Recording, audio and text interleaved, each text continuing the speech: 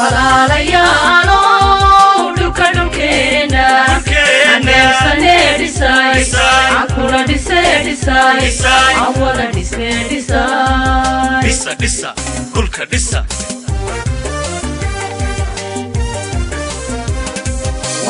walaalayaalo dhulka dhulkeena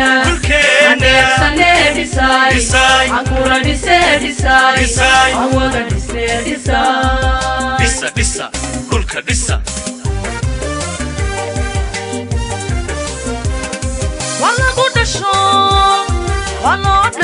walo dhinto lagu dhaawacme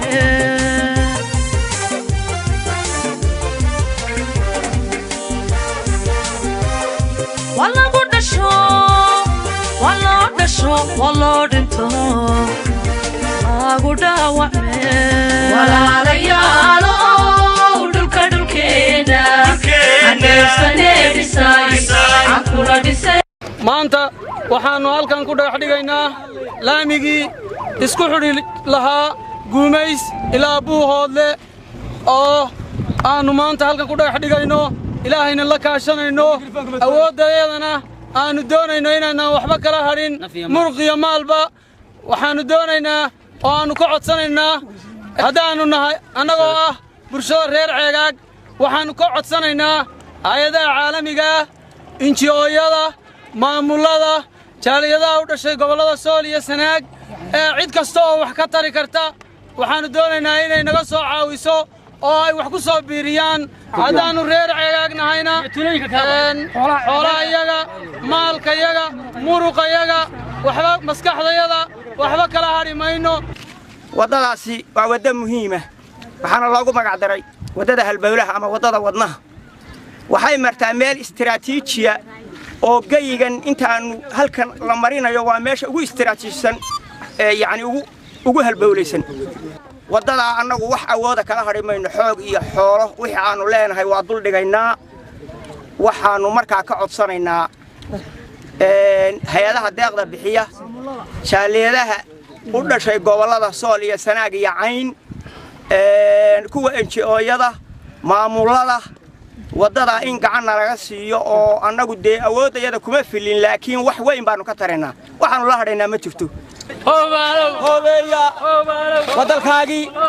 dawanayo wadalkaagii odayacan weli odulaysna dawanayo dilinta madow wadalkaagii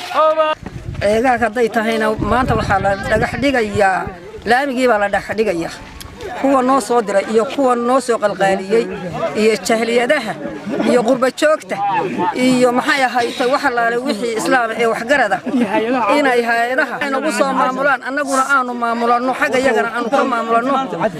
gacan qabsi aanu ku maamulano wada jir aanu ku maamulano naf iyo maal waxba dib dhigan mayno haddii ilaahay laga helo sidaasaanu ka midaysanahay waxaanu doonaynaa qurba joogta u dhalatay Sool iyo Sanaag sida iyo Cayn sida yacniga haasaasiga lagu hayo inay iska taagaan meel wanaagsan haddii la qabto oo maxaan ku yiraahdaa la isla qabto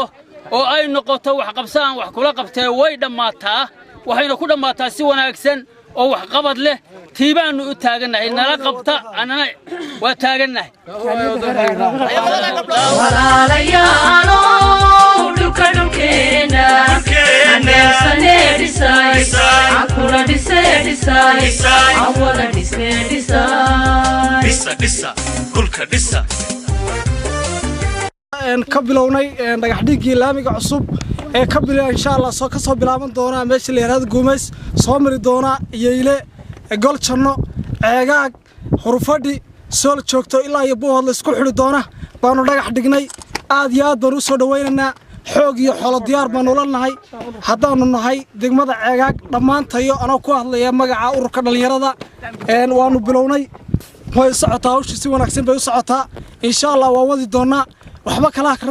kala akran mayno xoog iyo xoolo diyaar baan u leenahay cid kasta oo horumar wada nabadgelyo ku soo dhaweynana gacmo furan baan ku soo dhaweynana diyaar baan u nahay waxaan kaloo halkan mar labaad iyo mar saddexaadba aan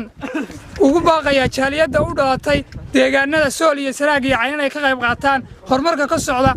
degmooyinkooda waxaa kaloo halkan mahad gaara leh qurbajoogta u dhawaatay degmada ceegaag oo mar kasta la garab taagan deegaankan sidii uu ka hormari lahaa walaalayaalow dhulka dhulkeena aneebsane dhisay cankuna dhise dhisay